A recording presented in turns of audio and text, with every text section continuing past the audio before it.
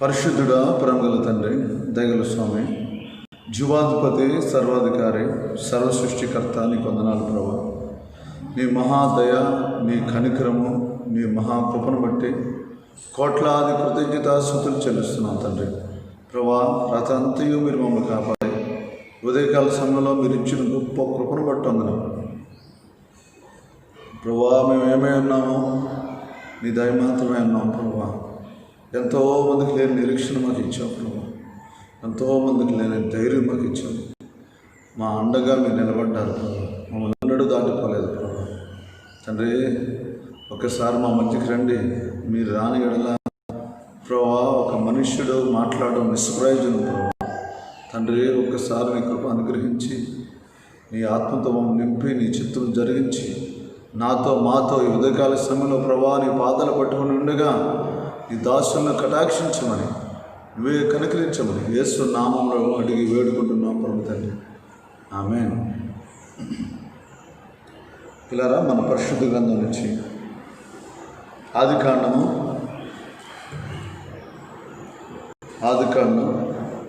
32వ అధ్యాయం. ఆదికాండం 32వ అధ్యాయం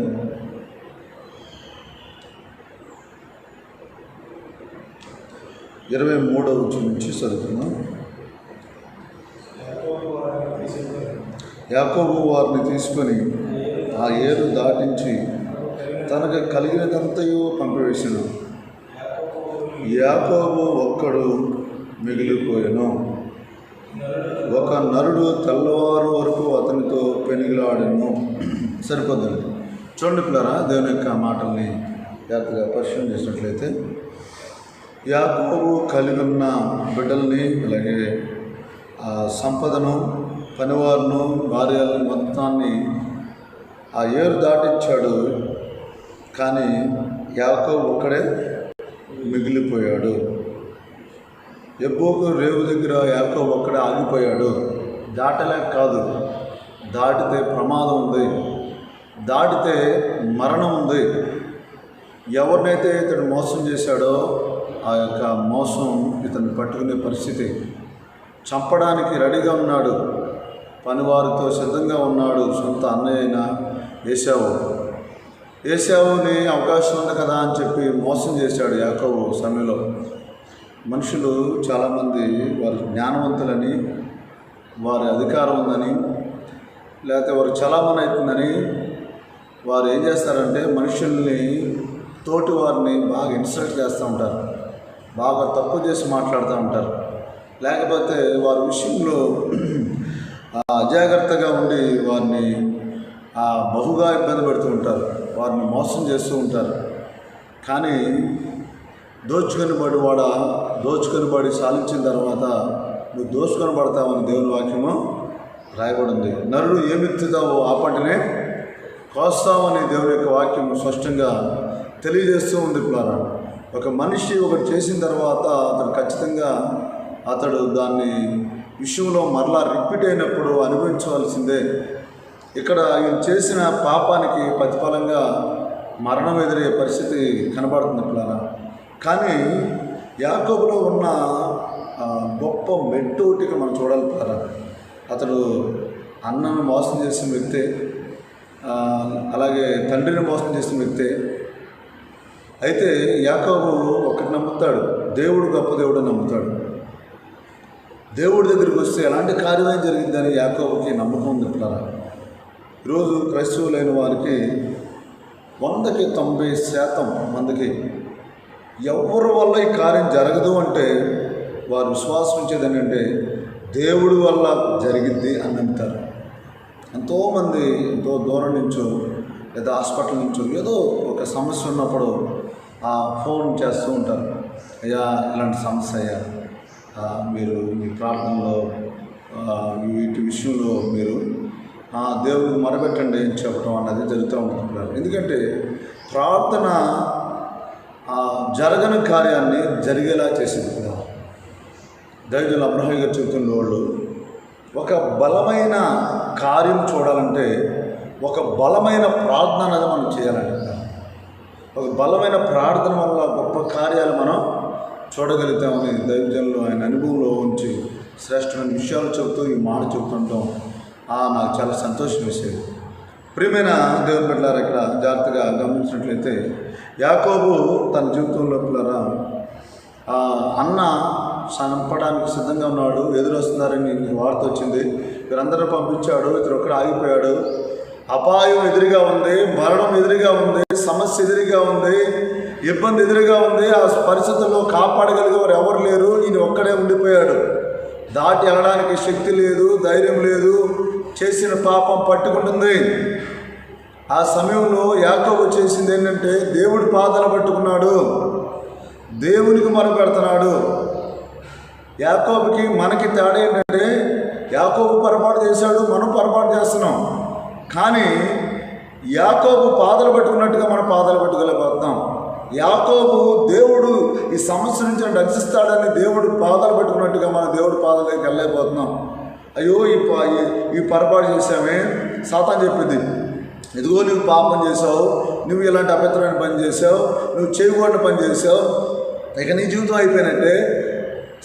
సీక్రెట్గా సాతాను చేపిస్తాడు. పాపాన్ని చేపించి ఆ పాపాన్ని స్టేజ్ మీద తీసుకెళ్ళి అందరు కనబడేలా చేస్తాడు. అది సాతాను చేసే పని.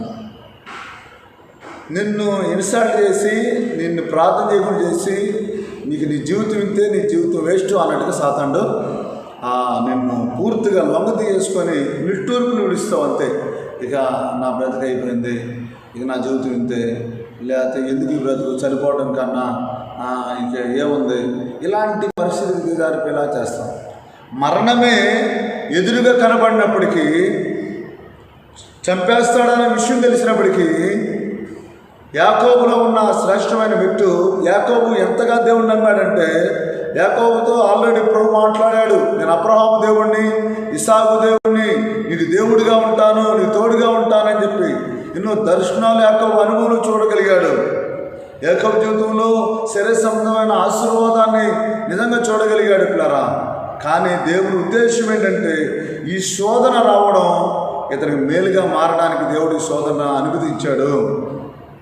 యాకోబుని ఇక్కడ ఆత్మ సంబంధంగా ఐశ్వర్యవంతుడిగా చేయడానికి, దేవుడు ఆత్మీయంగా పరిశుద్ధుడిగా సిద్ధపరచడానికి, యాకోబుని ఇశ్రాయేలుగా దేవుడు సిద్ధపరచడానికి ఈ శోధన అన్నది అక్కడ వచ్చింది పిల్లరా. ఏది ఏమైనప్పటికీ కూడా యాకోబు ఆ సమయంలో చేసిన శ్రేష్టమైన పని ఏంటంటే, ఒక నరుడు తెల్లవారు వరకు అతనితో పెనిగిలాడాను. ఎవరితో పెనిగిలాడాడు? దేవునితో పెనిగిలాడాడు.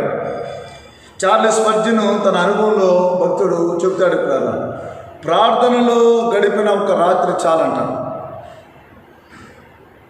ప్రార్థనలో గడిపిన ఒక రాత్రి చాలంట మనలో ఉన్న శాపాన్ని పోగొట్టి ఆశీర్వాదాన్ని తీసుకురావడానికి, మన కీడును దేవుడు మేలుగా మార్చడానికి, మనల్ని దేవుడు నూతనపరచడానికి. సహోదరా సహోదరి, నీ జీవితంలో పాతగిలిపోయాను, పడిపోయాను, పాపలో ఉన్నాను, శాపలో ఉన్నాను, సమస్యలో ఉన్నాను, ఇబ్బందుల్లో ఉన్నాను, కరువుల్లో ఉన్నాను, కాటగలో ఉన్నాను, ఉపద్రవం ఉన్నాను, ఈ సమస్య ఇంత అనుకుంటేమేమో.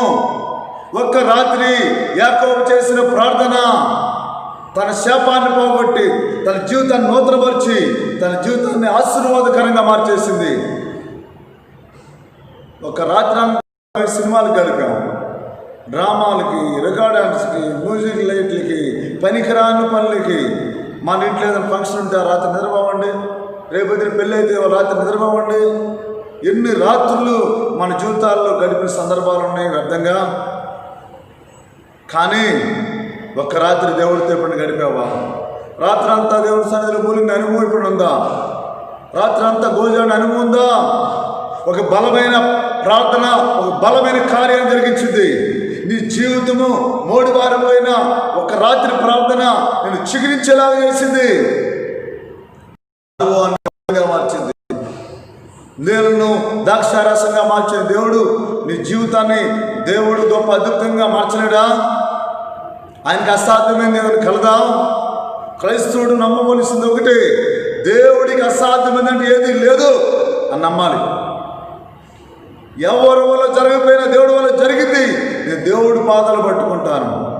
ప్రార్థన చేసేప్పుడు ప్రభా అతను బుద్ధి రావాలి, అతని జ్ఞానం రావాలి, అతని కీడు జరగాలి, అతను మంచివాడు కదా ప్రార్థన చేస్తున్నాం అనుకో, అరగంట గంట తర్వాత అతను నా మీద వీరిట్లు బెస్ట్ ప్రభా, నేను అతను కాళ్ళు పాటుకుంటా కూడా పాతలు కడగడానికి కూడా ఎగురుతూ లేని వాడిని ఎగురుతూ లేని దాన్ని అన్నట్టుగా దేవుడు మార్చేస్తాడు, పరిశుద్ధాత్ముడు మారుస్తాడు. ప్రార్థన పాపం చేయకుండా ఆపేది. ప్రార్థన మన జీవితాల్లో మన చిత్తం కాకుండా దేవుడు చిత్తం చేసేలా చేసింది. ఈయన ప్రాణం రక్షించుకోవడానికి ప్రార్థన చేసేదేమో, కానీ దేవుడు ఒక్క రాత్రి ప్రార్థనలో దేవుడు అతను నూతనపరిచాడు. అక్కడ అడుగుతాడు పిల్లరా 27వ వచనం, ఆయన నీ పేరేమని అడగగా, ఇక్కడ ఆయన తెల్లవారు ప్రార్థన చేస్తూ 26వ వచనం, ఆయన తెల్లవారుచున్నది కనుక నన్ను పోనిమ్మనగా అతడు నువ్వు నన్ను ఆశీర్వదిస్తేనే కానీ నిన్ను. ఎంత మంచి విశ్వాసం అండి. అసలు దేవుడు పాదాలు పట్టుకునే అనుభవం మన జీవితాల్లో ఉందా? దేవుడితో పెరిగిలాడే అనుభవం అంటే తెలుసా? దేవుడితో మాట్లాడి దేవుడితో డిస్కషన్ చేయడం తెలుసా? ఒక మనిషి ఆ మెట్టులోకి వెళ్తే పిల్లరా, దేవుడి దగ్గర మోకరించేవాడు ఏ పరిస్థితిగా నిలబడగలుగుతాడు. భక్తుడు చెబుతాడు, మన మోకాలు నేల మీద వంగితే మన ప్రార్థన పరలోకాన్ని తాకిద్ది, మన మోకాలు నేలకు తాకితే మన ప్రార్థన పరలోకం తాకిద్ది అని చెబుతాడు పిల్లరా. పెనుగులాడే అనుభవం, దేవుడు పాదాలు పట్టుకునే అనుభవం, దేవుడితో మాట్లాడే అనుభవం, రాత్రంతా ఆయన మనం డిస్కషన్ చేసిన అనుభవం మన జీవితాల్లో ఉండాలి. క్రైస్తవుడికి మనుషులతో సహవాసం కాదు, మంచిదే మనుషులతో సహవాసం, దేవుడితో సహవాసం ఉండాలి. Holy army fellowship founder Abraham అయ్య గారు తన జీవితంలో ఆయన ఆశించింది ఒకటే, నాతో మాట్లాడే దేవుడు ప్రతి విశ్వాసంతో మాట్లాడాలి. నేను ప్రార్థన చేస్తే వర్షం ఆడడం కాదు, మీరు ప్రార్థన చేస్తే వర్షం ఆగాలి. మీరు ప్రార్థన చేస్తే వర్షం రావాలి, మీరు ప్రార్థన చేస్తే ప్రభు మాట్లాడాలి, మీరు ప్రార్థన చేసి దేవుని యొక్క ఆ విషయాలు తెలుసుకోవాలి, దేవునితో పర్సనల్ రిలేషన్ కలిగి ఉండాలి. అందుకని సహవాసం ఏర్పాటు చేయబడింది. సహవాసంలో ఎవరు విశ్వాసం లేరు, అందరూ సేవకులే. అందరూ అంతటా మారుమనసు పొందాలన్న విషయం విన్నాం. దైవజనుల ద్వారా అందరూ అంతటా సేవ చేయాలని చెప్తుండేవాళ్ళు. ప్రియమైన దేవుని బిడ్డలారా, ఇక్కడ జాగ్రత్తగా గమనించినట్లయితే తెల్లవారు వరకు ప్రార్థన చేస్తున్నాడు, దేవుడిని అడుగుతున్నాడు, దేవుడితో మాట్లాడుతున్నాడు. నీవు నన్ను ఆశీర్వదించితేనే కానీ నిన్ను. అసలు ఎంత ఆ మాటలో ఉన్న రిలేషన్ చూడండి ఎంత బాగుందో. దేవునికి మనకి ఉన్న చనువు అలాంటిది పిల్లలు. ఎవరితో చనువు పెంచుకోవాలి? అబ్రహాం గారు సందర్భంలో కుటుంబ విషయంలో సమస్యలో ఆ వార్త మాట్లాడడానికి వెళ్తున్నారంట. వెళ్తూ వెళ్తూ ఏకాంత స్థలానికి వెళ్ళి మోకరించారంట. ప్రభా నువ్వు రానియాలని ఎలా పోగలని చెప్పి మోకరిస్తే ప్రభు మాట్లాడంట స్వరంతో, వెళ్ళు నేను విజయం జీవిస్తానని చెప్పాను.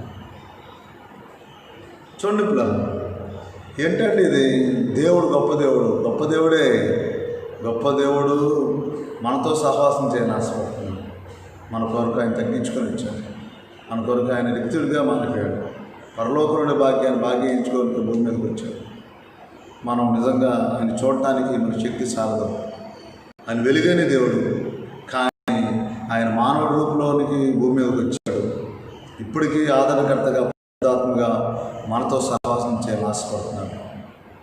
యేసుప్రభువారు మరణించి తిరిగి లేచిన తర్వాత కూడా స్వరంతో, సౌలా సౌలా నువ్వు నన్ను ఎలా హింసిస్తున్నావు అని చెప్పేసి మాట్లాడిన సందర్భాలని ఆయన మాట్లాడే దేవుడు. ఆయన మాట్లాడే దేవుడు ద్వారా ఇక్కడ గమనించినట్లయితే నీ పేరేమని అడిగి అతడు యాకోబు అని చెప్పను. అప్పుడు ఆయన నువ్వు దేవునితో మనుషులతో పోరాడగలిసింది కానీ ఇక మీదట నీ పేరు ఇశ్రాయేలే కానీ యాకోబు అనబడదు. చూడండి పిల్లరా, ఎప్పుడైతే దేవుడు తన జీవితాన్ని నూతనపరిచాడో, ఒక్క రాత్రి ప్రార్థన నిజంగా తన జీవితాన్ని నూతనపరిచింది. తన శాపాన్ని పోగొట్టింది, తన అపవిత్రత పోగొట్టింది, తన మోసకర జీవితాన్ని పోగొట్టింది. ఒక బలమైన ప్రార్థన, ఒక బలమైన గొప్ప కార్యాన్ని జరిగించేలా చేసింది. ఎప్పుడైతే తన జీవితంలో తన హృదయాన్ని దేవుడు మార్చాడో, నూతనం వచ్చాడో, తన నోటితో తన పాపాలను ఒప్పుకున్నప్పుడు దేవుని వాక్యంలో ఉండింది, మన పాపాలను ఒప్పుకుంటే ఆయన పరిశుద్ధపరుస్తాడని దేవుని వాక్యం స్పష్టంగా ఉండింది. నిజంగా తర్వాత అధ్యాయంలో చూస్తే పిల్లారా, ఏశావు ఇక్కడ చూసినట్లయితే యాకోబు, ఇశ్రాయేలు వీరందరూ కలిసి కౌగిలించుకుంటారు. చక్కగా నీ ఆస్తి నాకేమొద్దయ్యా అని చెబుతాడు. నువ్వు నాకు తమ్ముడివే అని చెబుతాడు. చంపడానికి వచ్చే మనిషిలోనికి ఏమొచ్చింది? కనికరం వచ్చింది. ఇతడు మార్పు చెందాడు కదా, మార్పు చెంది నీ మనుషులోనికి, దేవుని ఆత్మక్రియ జరిగిన మనుషులోనికి, దేవుడు ఉన్న ఆ మనుషులోనికి, శాపం పోగొట్టి నా జీవితంలోనికి, నూతనపరచబడిన నా జీవితంలోనికి దీనత్వం వచ్చింది, తగ్గింపు వచ్చింది. సాష్టాంగపడతారు. రాహేలు సాష్టాంగపడింది. ఈయనైతే మినిమం 7 మార్లు నేలకి సాష్టాంగపడతాడు. ఆయనకి ఎవరికండి? తప్పు చేశాడు కదా, క్షమాపణ అడుగుతున్నాడు, తగ్గించుకుంటున్నాడు. ఇప్పుడారా ఏమండి? ఖచ్చితంగా నాబాలు భార్య దావీదు చంపడానికి వస్తుంటే పాదాలు పట్టుకునేది. అయ్యో నా భర్త చేసిన తప్పే అని చెప్పేసి కనికిరి దొరికింది. పిల్లారా ఎలాంటి మనిషి అయినా కరిగిపోయింది. పిల్లారా తప్పు చేసినప్పుడు ఎదుటి వారిని సారీ చెప్పడం చాలా మంచి పద్ధతి. నీకు అంతకి మనస్ఫూర్తిగా వారిని ఇంకా బహుగా ఇబ్బంది పెట్టాను, నేను దుర్మార్గం నుండి పాదాలైనా పట్టుకో, నీకు మేలు. తగ్గింపు. యేసుప్రభు వారే పాదాల కడిగి అనుభవంలోకి వచ్చారు. ప్రియమైన దేవుని బిడ్డలారా జాగ్రత్తగా గమనించండి. మన జీవితంలో నిజంగా యాకోబు లాంటి మార్పు మనలోకి రావాలి. అసలు ఎంతగా తగ్గించుకున్నాడండి. 4వ వచనంలో 7 మార్లు నేలకు సాగిలపడ్డాడు. తర్వాత వచనంలో చూస్తే ఏశావు చెబుతున్నాడు, అయ్యా నీ ఏది నాకు వద్దని చెప్పేసి చక్కగా కలిసిపోతున్నారు. ఎవరు చంపడానికి వచ్చారు వారే ప్రేమించేలా దేవుడు చేశాడు. ఒక్క రాత్రి ప్రార్థన హృదయాల్ని మార్చేసింది, నూతనపరిచింది, శాపాన్ని పోగొట్టింది. సహోదరుడా, సహోదరి, ఎన్నో కార్యాలని జీవితంలో చూసావు, ఎన్నో దర్శనాలు చూసావు, దేవుడి యొక్క అద్భుతాలు చూసావు, దేవుడు యుద్ధం చేయడు నీ కళతో చూసావు, ఎంతోమంది సాక్ష్యాలు ఉన్నావు. కానీ ఈరోజు నీ సమస్యను బట్టి దేవుడి మీద ఆధారపడకుండా నిట్టూర్పులు విడుస్తున్నావు.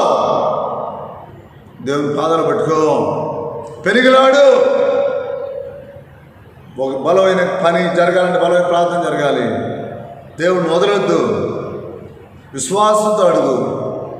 శత్రువులు దేవుడు మిత్రులుగా చేస్తాడు. భార్య భర్తల మధ్య సమాధానం లేదా, దేవుడు పాదాలు పట్టుకో. అవకాశం ఉంటే నీ భర్త పాదాలు పట్టుకో, నీ భార్య పాదాలు పట్టుకో. తల్లిదండ్రుల మధ్య సమాధానం లేదా, అన్నదమ్ముల మధ్య సమాధానం, దేవుడు పాదాలు పట్టుకో. నీ స్థితి అంతా ఒప్పుకో. భయంకరమైన శోధనకి ఎదురుందా, పాపమే నిన్ను ఏలుబడి చేస్తుందా, దేవుడు పాదాలు పట్టుకో, అడుగు.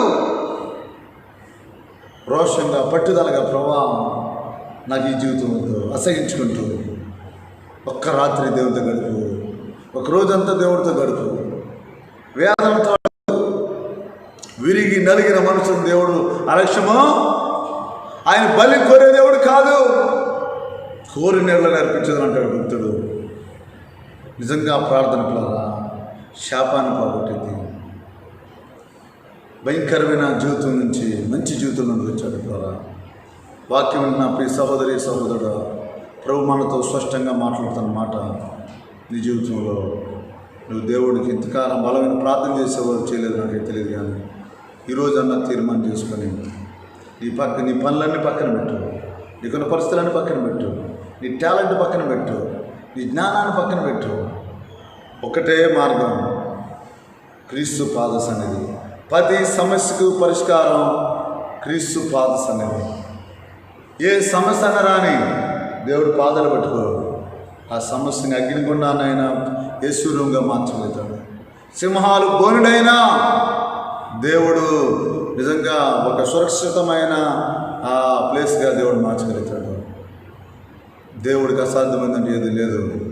యాకోబు మరణకరమైన పరిస్థితుల్లో, చనిపోయే పరిస్థితుల్లో, చంపబడుతున్న పరిస్థితుల్లో, దిక్కుతోచిన పరిస్థితుల్లో, అపాయంలో ఉన్న పరిస్థితుల్లో, ఇబ్బందులు ఉన్న పరిస్థితుల్లో, ఇరుకులో ఉన్న పరిస్థితుల్లో ఆయనకు ఒకటే తెలుసు, దేవుడే దీనికి పరిష్కారము, ఇది దేవుడి వల్లే జరిగింది. దేవుడు పాదాలు పట్టుకున్నాడు, అంతే. అద్భుతం జరిగింది, గొప్ప కార్యమో జరిగింది. తన శాపం పోయింది, తన పాత జీవితం పోయింది. గొప్ప కార్యం దేవుడు చేశాడు. నిజంగా అన్నదమ్ములు కలిపాడు, సమస్య క్లియర్ చేశాడు, తన జీవితం నూతనపరిచాడు. నిజంగా ఇశ్రాయేలుగా దేవుడు మార్చాడు. ఇప్పటికీ ఈ భూమి మీద ఇశ్రాయేలు దేశం అన్నది కూడా పిలవబడుతుంది. దేవుడు అట్టి రీతిగా ఆశీర్వదించాడు. దేవుడు అలాంటి కృపను మనకి ఇస్తాడు. నమ్ము, విశ్వాసం ఉండొద్దు, నిట్టూర్పుడు నమ్ము, ఈ క్షణమన నమ్ము, దేవుడు చేస్తాడు. కళ్ళు మూసుకొని ప్రార్థన చేసుకున్నాను. పరిశుద్ధుడైన తండ్రి, జీవాధిపతి, లోకరక్షకుడా, సర్వోన్నతుడా, నీకు వందనాలు నాయన. నీ ఆత్మ, నీ శక్తి, నీ కాపుదల, నీ భద్రత నా తండ్రి నీ బిడ్డలైన వారికి దయచేయండి. ఎవరైతే ఇబ్బందులు, ఇరుకుల్లో, సమస్యల్లో ఉన్నారో నాయన, ఎవరైతే ఓటమిలో ఉన్నారో, అపజయంలో ఉన్నారో, సాతాను చేతులు కీలుబొమ్మలు అయిపోయారో, పాపలో ఉండి వాటి విషయంలో ఎవరైపోతున్నారో, సమాధానం లేకున్నారు, సంతోషం లేకున్నారు, నెమ్మది లేకున్నారు, తృప్తి లేకున్నారు, నా జీవితం ఇంతే అనుకుంటారో ప్రభువా, వారి మీద ప్రార్థనాత్మ దయచేయండి. విశ్వాసాన్ని పోయండి, పట్టుదలతో నాయన పెనుగులాడే అనుమతి ఇచ్చేయండి. ఒక బలమైన ప్రార్థన, ఒక బలమైన కార్యాలు జరిగించిందంట ప్రభా. నా తండ్రి అటు కృపను మీరు అనుగ్రహించండి. ఒక్క రాత్రి ప్రార్థన యాకోబుని నూతనపరిస్తే, శాపాన్ని పోగొడితే, నూతన యొక్క పేరునిస్తే, నాయన శత్రువు సైతం మిత్రుగా చేస్తే ప్రభా, నాయన ఈ వాక్యం అంటే నీ బిడ్డలందరూ దర్శించి ఎవరికైతే ఏ శాపము, ఏ కీడు, ఏ శత్రువు, ఏ అపాయం దాగతో వారందరికీ మేలు చేసి అదుపు జరిగించి ప్రార్థన వీరులుగా, పెరిగిలాడేవారుగా, మొరబెట్టేవారుగా మీరు సిద్ధపరచమని యేసు నామములో అడిగి వేడుకుంటున్నాం పరమ తండ్రి. ఆమేన్.